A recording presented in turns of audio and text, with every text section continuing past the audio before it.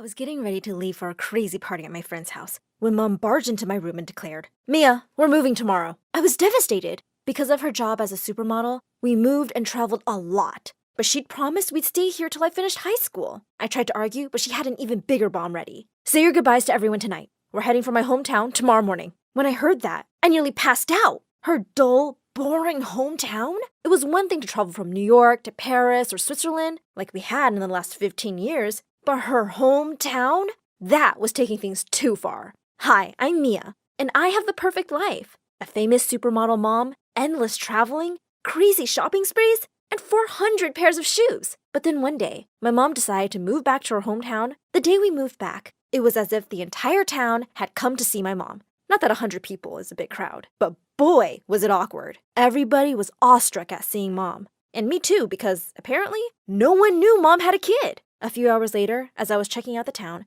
I heard someone talking about Mom. One of the women talking said that Mom had left 15 years ago. The woman said, "I hear her girl is 15 too. You know what that means? Her father must be from here." I was shocked. Mom had never told me about my dad and has always said she was both my parents. I had to ask her. At home, Mom was unpacking boxes in the lounge. "Is that why we're here? To find my dad? Is he here? Have you seen him? Does he know I'm here?" But what my mom said left me horrified. "You will not be meeting him. I'll make sure of that." I tried to ask her why, but she just said that she was my dad. She said she'd raised me alone and we didn't need anyone else now. I begged to differ. I needed a dad. My dad. "Just get ready for school tomorrow." Like hell I would. I was on a mission to find my dad. I couldn't stop wondering who he was and if he missed me. As I sat in my first class the next day, everyone was staring at me. The girls kept giving me jealous looks, and 3 guys had already asked me out. Small towns were so boring. I was like a shiny new toy. But I was soon to be very not bored. You see, as soon as my teacher, Mr. Jason, came into the room, he took one look at me and screamed, "Joanne?" Joanne was my mom's name. I told him that we had moved back yesterday. His eyes widened. "Joanne is back? And she has a 15-year-old daughter?" "That's what I just said." Immediately, he turned around and left the room. That was so weird. A girl behind me laughed and said, "Awkward. No one really likes you or your mom around here."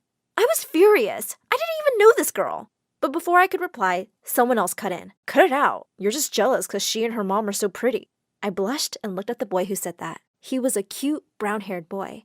The way he looked at me gave me butterflies. After school, I was about to leave when Mr. Jason ran up to me. He pushed a huge teddy bear and a packet of candy into my arms and said, "Take these! Did your mom tell you I'm your dad? Is that why you're in my class? How could she hide you from me?" As he left, sniffling, I stared after him in shock. What was he talking about? Just then, a guy ran up to me and said, "Hey, sweetie, want to go on a date with me? You're the prettiest girl in this school, ever." Another shoved him aside and said, "Dream on, loser. She's going on a date with me first." Suddenly, the boy from class came over to me and said, "Stop it, guys. Can't you see you're making her uncomfortable?" And he sent them away. I thanked him, and he introduced himself as Aaron. "Do you maybe want to hang out with me? We can watch a movie?" My heart fluttered. Sure. We had just walked up to his door when his next-door neighbor, who was mowing the lawn, screamed. He was staring at me and looked like he'd seen a ghost. "Joanne?" Okay, this was so annoying. Did I look old enough to be in my 30s? Aaron told this guy, Tom, that I was Joanne's daughter. To my shock,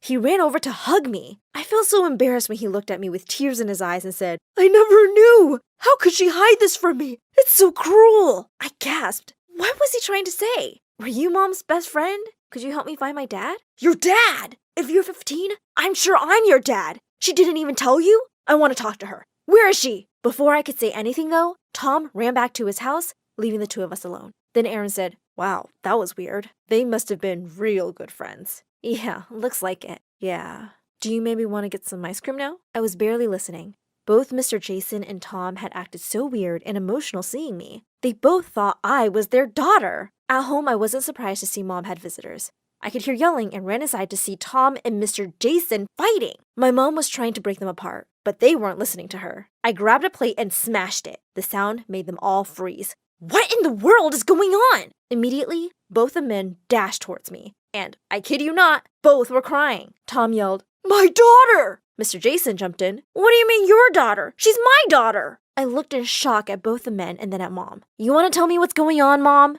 Before Mom could say anything, Mr. Jason said, "Before your mom left town, we were dating. So clearly, You're my daughter. But then Tom cut in. After this moron cheated on her and broke her heart, she dated me in secret for a month. We were best friends, and then she got scared and ran away, I think. I was taken aback while Mom lazily yawned and said even Tom had cheated on her. So since both the men had broken her heart, she would never tell them whose daughter I was. Tom looked hurt and immediately began to grovel for forgiveness. He said Mom was his only true love. He said he never dated anyone after her. This was so weird. Mom, I need to know who my dad is. I'm the only father you've ever had, Mia. Just accept it. I came here to show both these losers I didn't need anyone to make it big and raise my little girl. Oh yeah? So what about me, huh? I need to know. For a minute, she looked upset, like she never thought I would want to know. Then she smiled and said, just pick one. Whoever you want as your dad. Pick him. All three of us looked shocked. But Mom clearly considered the conversation over and left the room. Both men turned to me. The way they looked at me made me panic. Uh-oh. I turned and ran out. I didn't want to be dealing with this right now. Unexpectedly, having two dads wasn't all that bad at first. Both of them were clearly still in love with Mom and were desperate to win me over. So the next few weeks were amazing. Mr. Jason treated me like I owned the school. He was passing me in every class, and none of the rules applied to me. Everyone was so jealous. I was showered with the strangest gifts. Mr. Jason would get me candy and dolls like I was a kid, while Tom got me all of Mom's favorite music and movies. I wasn't complaining though. I did enjoy the attention and gifts and money. Oh boy, there was a lot of money. But sometimes I didn't feel so sure. It seemed like both these guys were just really in love with Mom and wouldn't stop asking me to praise them in front of her. The worst part was when every day Mr. Jason and Tom showed up at our house wanting to walk me to school. I kept telling them that I wouldn't let either of them walk me. There was no way on earth I could show up to school with my teacher and my crush's neighbor. The girls would give me hell. One day, Mr. Jason showed up with a huge doll and more candy. Tell your mom I gave these to you, okay, kiddo? Ugh. I pushed it back into his hands. I'm 15, not 5. Tom pushed $50 into my hand. Yes, take this instead. Youngsters need money. They don't play with dolls. Gee, thanks. Would you tell Mom if I skip school today? No. I mean, I can be the fun parent. I grinned at him, and he looked like he'd won the lottery. Uh-oh. I didn't want him to think I'd chosen him. Not so soon, anyway. Thanks, bye! I turned and ran. Thankfully, I could outrun them both, and I knew exactly where to go.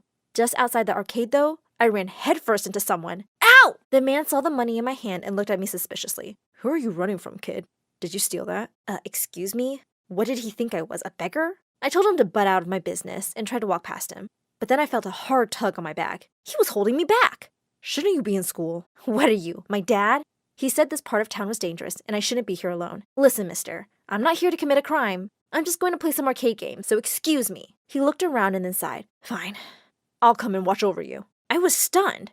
Was he some kind of creepy pervert?